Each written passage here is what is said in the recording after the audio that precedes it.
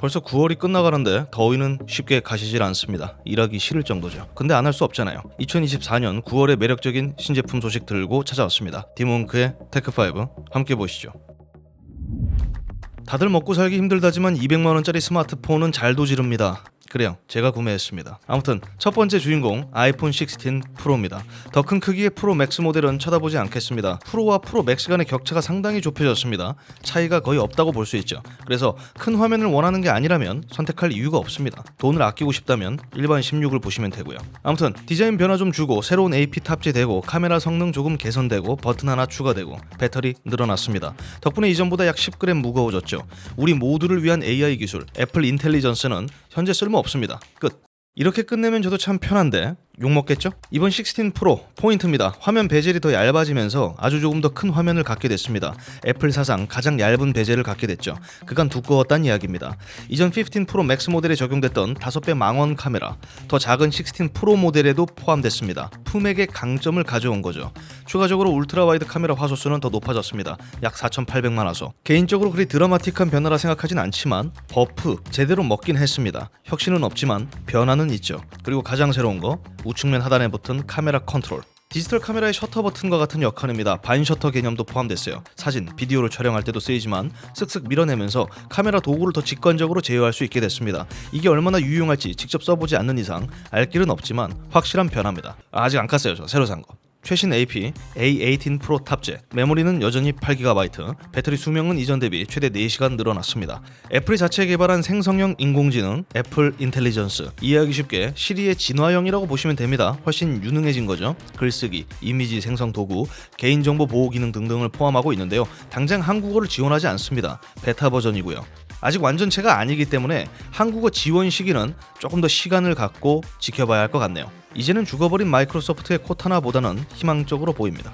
바뀐 게 없는 것 같지만 바뀌었습니다. 애플 아이폰 16 프로 128GB 155만원부터 시작됩니다. 16 시리즈의 새로운 요소, 개선된 카메라 성능에 관심 없다면 10g 더 가벼운 15 프로를 구매하는 게 이득일 수는 있습니다. 엘가토가 부러웠나? 살짝 갸우뚱했는데 알고 보니 스트리머가 아닌 크리에이터를 위한 장치였습니다. 로지텍 MX 크리에이티브 콘솔. 사용자 커스텀 가능한 9개의 LCD 버튼이 포함된 키패드, 정밀 조정 가능한 알루미늄 다이얼이 특징인 다이얼 패드가 한 세트입니다. 여기서 다이얼 패드는 로지텍의 차세대 무선 기술 로지볼트를 응용합니다. AAA 건전지를 활용하고요. 근데 이런 제품, 이런 하드웨어들은 지금까지 많이 나왔었죠. 모듈 형태도 있었고요. 그것들에 비하면 굉장히 간소화된 제품입니다. 사람마다 다르겠지만 저도 몇 개 써봤거든요. 결국 쓰는 기능만 쓰기 때문에 거하게 복잡해봐야 제품 가격만 올라갑니다. 적당히 단순한 게 오히려 쓰기 편해요. 그런 면에서 나쁘지만은 않아 보입니다. 그리고 이런 제품은 또 창작 활동에만 쓰이는 건 아닙니다. 로지텍 전용 앱 마켓플레이스를 통해 여러 플러그인과 프로필을 다운로드 받을 수 있죠. 어도비뿐만 아니라 스포티파이, 줌, 디스코드, 애플 뮤직 등등을 지원하기 때문에 멀티미디어 파트 부분에서도 이점이 있죠. 추가적으로 제품을 구매했을 때 얻는 이득도 있습니다. 기존 혹은 신규 사용자 상관없이 어도비 크리에이티브 클라우드 모든 앱을 3개월 동안 무료로 사용할 수 있습니다. 이게 왜 이득이냐고요? 이거 안 써봐서 모르시는구나. 제가 어도비 사용자잖아요. 한 달에 약 7만원을 냅니다. 해당 제품 가격이 약 200달러거든요. 하나로 약 26만원. 거기서 21만원 빼봐요. 5만원으로 퉁칠 수 있는 제품인 겁니다. 이렇게 생각하면 가성비 무시 못하죠. 페이백 느낌 납니다. 참고로 엘가토 스트림덱 미니가 12만원이에요. 한 푼이라도 돈을 아끼고 싶거나 가열차게 로지텍을 사랑하는 소비자라면 눈여겨볼 만한 제품처럼 보입니다. 가장 인상적인 비주얼로 플레이스테이션 게임을 하는 법, 그것은 플레이스테이션 5 프로로 즐기는 겁니다. 보다 강력한 성능, 새로워진 아가미 디자인이 매력이죠. 약 67% 늘어난 컴퓨터 유닛의 GPU 탑재, 28% 향상된 메모리 속도, 45% 더 빨라진 렌더링, 2TB로 늘어난 기본 용량. 구체적인 사용표는 찾지 못했습니다만 자랑하는 포인트들을 요약하면 확실히 GPU에 더 많은 힘을 실어줬습니다. 물론 수치적인 사양만 놓고 보면 이전 플레이스테이션과 플레이스테이션 4 프로 때만큼 드라마틱한 차이처럼 느껴지진 않아요. 하지만 무시할 수 없어요. 왜? 업그레이드된 GPU, 고급 레이트레이싱이 추가됐습니다. 이전보다 더 리얼한 비주얼의 게임을 즐길 수 있게 됐죠. 여기에 PSSR이 포함됐습니다. 핵심이요. 엔비디아의 DLSS, AMD의 FSR, 인텔의 XeSS와 같은 AI 업스케일링 기술입니다. FHD 해상도로 즐겨도 4K TV에서 보다 선명한 이미지를 볼 수 있어요. 기존처럼 해상도 모드로 설정 시에도 당연히 더 나은 프레임으로 더 부드럽게 게임을 즐길 수 있게 됐죠. 성능 강화 모델이니까 이는 플레이스테이션 VR2를 즐기는데도 이점이 따를 거라고 생각하는데 그 부분에 대해서 소니는 별말 없었습니다. 나중에 말해줄게. 주겠죠. 어쨌든 오리지널보다 더 강력해진 플레이스테이션 5 프로입니다. 대신 제품 부피는 더 크고 더 뜨겁고 더 시끄러울 거예요. 가격도 더 비싸죠. 한국 출시가 약 112만원. 네, 112만원. 흥미롭게도 디지털판입니다. 디스크 드라이버 없고 수직 받침대도 포함되어 있지 않아요. 나는 오직 플레이스테이션만으로 게임을 즐긴다. 그렇다면 울면서 겨자 좀 먹어야 할 것 같은데요. 울음이라도 그치고 싶다면 30주년 한정판을 바라보는 것도 좋은 방법일 수 있습니다. 어차피 비싸게 주고 살 거라면 이왕이면 유니크한 걸 사면 좋잖아요. 그것도 아니라면 콘솔을 포기하고 컴퓨터 GPU 업그레이드에 112만원을 태우는 것도 방법일 수 있습니다. 그게 뭐든 이제 디스플레이를 붙이는 게 트렌드다 라고 말씀드렸습니다. 만물상 레이저도 이를 놓치지 않았습니다. 블랙 위도우 V4 프로 75%, 10키리스보다 더 컴팩트한 75% 폼팩터, OLED가 적용된 무선 기계식 키보드입니다. 디스플레이로 사용자 PC 시스템 상태를 한눈에 알아보고 GIF 애니메이션을 적용해 낭만을 챙길 수 있죠. 무선 그리고 OLED. 지난 8월 출시된 노멀 모델과 가장 큰 차이점입니다. PBT 키캡이 적용됐다는 점도 다르겠고 언더글로우 LED는 같습니다. 노멀 모델을 모른다면 그저 OLED 박힌 작은 무선 키보드로 인식될 수 있습니다만 내부 구성도 무시할 수 없어요. 핫스왑 가능한 PCB, 윤활 처리된 고정식 스테빌라이저, 통울림 최소화 위한 더블 레이어 폼, 게스켓 장착형 FR4 보강판, 3세대 레이저 텍타일 오렌지 스위치를 탑재했습니다. 꽉 차있죠. 키보드들 마니아들이 환장하는 요소들, 기성 브랜드들이 하나둘 충족시켜주고 있는 요즘입니다. 그리고 이거 무선 키보드요. 그죠? 절전 모드로 했을 때 최대 약 2100시간의 배터리 수명을 지녔습니다. 대신 무선 사용 시 최대 폴링 레이트 값은 4000Hz로 제한돼요. 충분하지 않아요?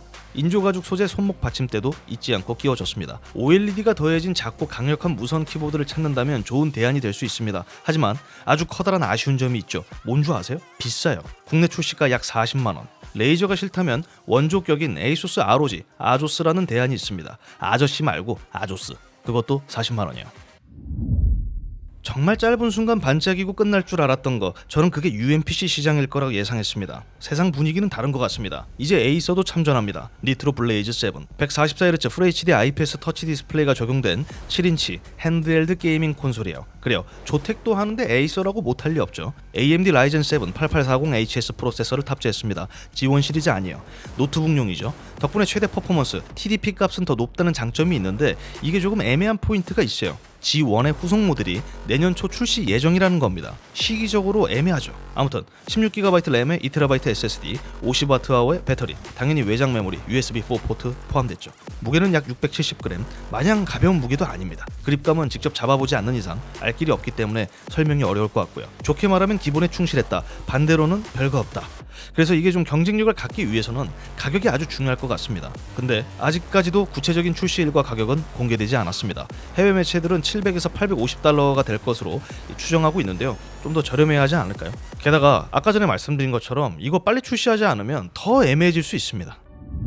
메인 리스트는 끝났습니다만 역시 또 보너스 간단하게 준비했습니다. 좋아하시잖아요, 보너스. 스튜디오 헤드폰을 찾는 분들을 위한 선물입니다. 소니 MDR M1, 5Hz에서 80kHz의 치명적인 넓은 주파수 대역, 낮은 왜곡률을 위한 맞춤형 40mm 드라이버 탑재, 저주파 밸런스를 맞추기 위한 밀폐형 어쿠스틱 구조로 설계, 높은 소음 차단력과 정확한 모니터링에 초점을 두고 있는 스튜디오 헤드폰입니다. 도톰한 이어패드는 제법 클래식해 보이는데 손쉽게 교체 가능하고요. 제품 무게는 약 216g으로 흔히 우리가 사용하고 있는 게이밍 헤드셋에 비하면 대차게 가볍습니다. 제품 가격은 약 33만원. 소니의 스튜디오 헤드폰을 선호한다면 놓칠 수 없는 제품이 될 수 있습니다. 이전과 다름없는 하드웨어 사양, 조금 늘어난 배터리, 하지만 후속기가 맞습니다. 고프로 13. 사람 말은 끝까지 들어야 됩니다. 고프로는 이번에도 하드웨어 사양 올리기보다는 다른 쪽에 힘을 실었어요. 자동 감지 기능을 더한 고프로 13 한정, 가변 렌즈입니다. 기존에도 부착 가능한 렌즈는 있었는데 이렇게 영리한 시스템은 아니었죠. 렌즈만 부착하면 상황에 따라서 알아서 적합한 설정과 모드로 변하니까요. 렌즈 종류도 여러 가지입니다. 더 넓어진 화각의 울트라 와이드 렌즈, 모션 블러, ND 필터, 렌즈 플레어로 시네마틱한 느낌을 주기 위한 아나모픽 렌즈 모듈까지 추가될 예정이에요. 물론 렌즈는 별도 구매예요. 빠져서 욕먹었던 GPS는 돌아왔습니다. 그리고 제일 중요한 포인트는 이제야 공식적으로 자석 마운트를 지원한다는 점이에요. DJI 오즈모 액션처럼 자석식 마운트를 활용해 손쉽게 제품을 붙이고 떼어낼 수 있게 된 거죠. 카메라 사양적으로는 최대 레코딩 프레임이 조금 더 늘어났다는 거, 그거밖에 차이 없습니다. 720p 해상도에서 15초 동안 최대 400프레임, 5.3K에서 120프레임, 슬로우 촬영에 조금 더 이점이 생긴 거죠. 변화가 없는 것 같지만 이것도 있어요. 가격은 변함없습니다. 약 60만원부터 시작됩니다. 렌즈까지 다 고려하면 80만원은 지불해야 돼요. 고프로를 꺼냈는데 오즈모 액션을 안 꺼내면 차별이죠. 오즈모 액션 5 프로. 정지 사진 기준, 유효 화소수 약 4천만 화소, 1.3분의 1인치 CMOS 센서, 최대 13.5 스톱의 다이나믹 레인지, 10비트 디로그를 대응합니다. 그렇습니다. 이전과 비교하면 이 친구도 그리 드라마틱한 변화는 없어요. 사진 해상도가 더 커진 것뿐이죠. 하지만 그럼에도 이미지 센서 크기만 놓고 보면 여전히 고프로보다 우월합니다. 그리고 여기에 OLED 터치 스크린이 포함됐어요. 더 큰 이미지 센서를 가졌다는 거, 분명한 이점이 있죠. 어디에 있을까요? 저조도 촬영에 훨씬 유리합니다. 야간 촬영에 사활을 건 유저라면 고프로보다 오즈모 액션을 선택하는 게 이득이란 소리죠. 그리고 오버히팅, 과열로 인한 촬영 중단이 두렵다면 조금 더 오래 찍을 수 있는 제품도 오즈모입니다. 하지만 아직까지도 고프로 시리즈 특유의 색감은 많은 초보자들을 매료시키기에 충분하다고 보기 때문에 판단은 여러분들께 맡기겠습니다. 저는 컬러 자체는 고프로를 선호하고요. 오즈모 액션은 조금 더 전문가 분들에게 적합한 제품이라고 생각해요. 저는 젤다의 전설 게임 시리즈를 좋아한다면 이거 하나 정도는 갖고 있어야 하지 않을까요? 레고 젤다의 전설 데크나무입니다. 하나의 패키지, 하지만 시간의 오카리나, 야생의 숨결 두 가지 버전의 데크나무를 만들어 볼 수 있죠. 시간의 오카리나 버전에서는 나무 안에 스탈튠라가 숨겨져 있고요. 야숨 버전에서는 꼭대기에 코로그가 숨겨져 있습니다. 후면 레버를 통해 데크나무의 잎을 움직일 수도 있고요. 개인적으로 저는 야숨 버전이 더 끌립니다. 부품수 약 2,500개, 버전별 2개, 총 3개의 링크와 젤다 공주 미니 피규어가 함께합니다. 마스터 소드는 있지만 하일리아 방패는 없다는 점은 아쉽네요. 가격은 더 아쉬울 수 있습니다. 약 40만원. 제가 준비한 신제품 소식은 여기까지입니다. 늘 말씀드리지만 매력적인 제품들은 찾으면 많습니다. 그저 얕은 장고 덕에 매력적으로 보이지 않는 것뿐이죠. 부자분들 부럽습니다. 아무튼 9월 마무리 잘 하시고요. 저는 다음 영상으로 찾아뵙겠습니다. 감사합니다.